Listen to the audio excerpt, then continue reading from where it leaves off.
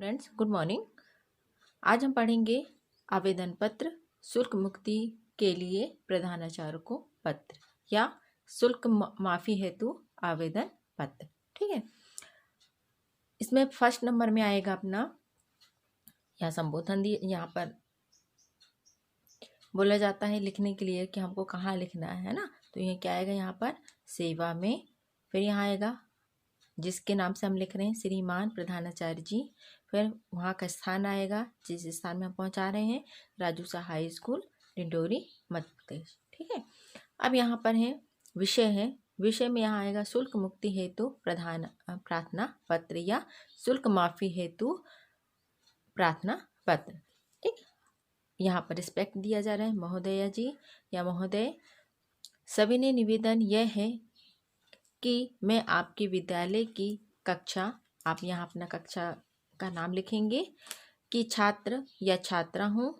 छात्र means boys हो गया और गर्ल्स हो गई छात्रा। ठीक है, मेरे पिताजी कई माह से बीमार चल रहे हैं, इस कारण अब हमारे परिवार की आर्थिक स्थिति अच्छी नहीं है। पिताजी को स्वस्थ होने में 3-4 महीने लगेंगे, अतः आपसे प्रार्थना है कि आप मुझे इस अवधि की पूर्ण शुल्क मुक्ति प्रदान करने की कृपा करें। ठीक है, फिर यहाँ पर है आपकी इस कृपा के लिए मैं जीवन भर आपकी आभारी रहूँगी। तो यहाँ पर लिखेंगे हम रिस्पेक्ट देंगे, आखिरी में धन्यवाद करेंगे उनको। फिर यहाँ पर आपका आज्ञाकारी शिष्य या आपका आज्ञाकारी शिष्या, यहाँ पर नाम, यहाँ पर कक्षा और यहाँ पर दिनांक लिखेंगे। ठीक है, यहाँ क्या लिखेंगे हम दिनांक। तो ये हमारा आज का टॉपिक था, ये शुल्क मुक्ति के लिए प्रधानाचार्य को पत्र। ठीक है, हम एक आवेदन पत्र और दिखाते हैं आप लोगों को, जो है छुट्टी के लिए आवेदन पत्र, जो हमने इसके पहले भी आप लोगों को करवा चुका है। एक बार फिर रिपीट करेंगे उसे। इसका टॉपिक है बीमारी के कारण अवकाश हेतु प्रधानाचार्य को 1 दिन के लिए प्रार्थना पत्र लिखना है। ठीक है, यहाँ पर भी वैसे ही है। यहाँ पर सेवा में श्रीमान प्रधानाचार्य जी, राजूसा हाई स्कूल डिंडोरी, यहाँ पर आप मध्य प्रदेश भी लिख सकते हैं, ब्रैकेट बना के यहाँ पर मध्य प्रदेश, है ना। अब यहाँ पर विषय जो हमें बताना है कि हम किस चीज़ के लिए आवेदन पत्र लिख रहे हैं, तो यहाँ पर बीमारी के कारण छुट्टी के लिए प्रार्थना पत्र। हाँ, यहाँ एक मैटर और आएगा कि अगर हम यहाँ प्रधानाचार्य को नहीं लिखना चाहते हैं, अपने कक्षाचार्य को लिखना चाहते हैं, तो यहाँ पर आप कक्षा शिक्षिका या कक्षाचार्य को लिख सकते हैं। ठीक है, मतलब आपके क्लास टीचर के लिए लिख सकते हैं। फिर यहाँ पर है महोदय, फिर यहाँ पर है मैटर लिखेंगे। यहाँ पर सविनय निवेदन यह है कि मैं आपके विद्यालय की कक्षा लिखना है, चाहे आगे लिख सकते हैं चाहे पीछे लिख सकते हैं, का छात्र या छात्रा हूँ। मुझे कल रात से तेज बुखार हो जाने के कारण मैं विद्यालय आने में असमर्थ हूँ।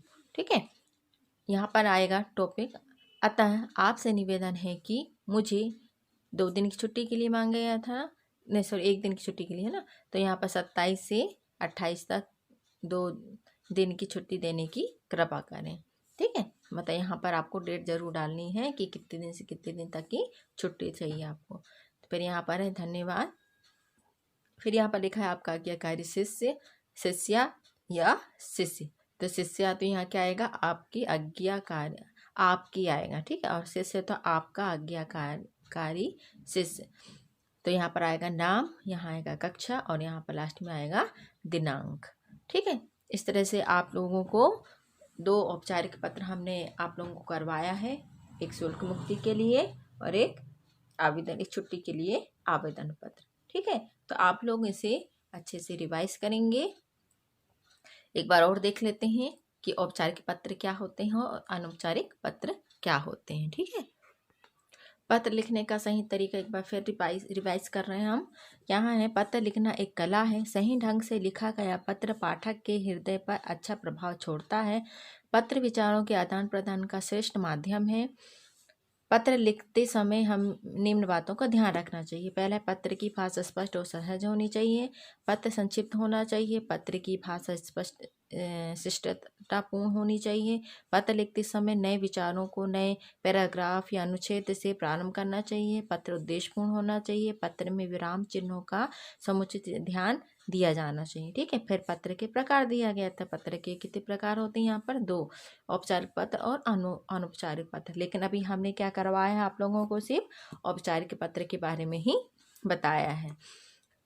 जिन लोगों से औपचारिक पत्र क्या होता है? जिन लोगों से हमारा निज संबंध नहीं होता है उन्हें लिखे जाने वाले पत्रों को औपचारिक पत्र कहते हैं। मतलब स्कूल में जब हम भेजते हैं तो उनसे हमारा कोई निजी संबंध नहीं होता है ना, या ऑफिस में हम कुछ देते हैं आवेदन पत्र तो वो हमारा निजी संबंध नहीं होता है। ठीक है। तो वही दिया है। इसी प्रकार के पत्रों में औपचारिकता का विशेष महत्व होता है, जैसे कि समाचार पत्रों के संपादकों, व्यावसायिक प्रतिष्ठानों आदि को इस प्रकार के पत्र लिखे जाते हैं। ठीक है।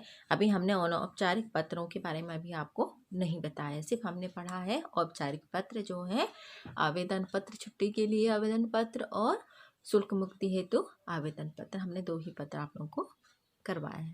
ठीक है। तो इसकी आप प्रैक्टिस करेंगे, लर्न करेंगे एंड राइट करेंगे। Okay, bye bye friend.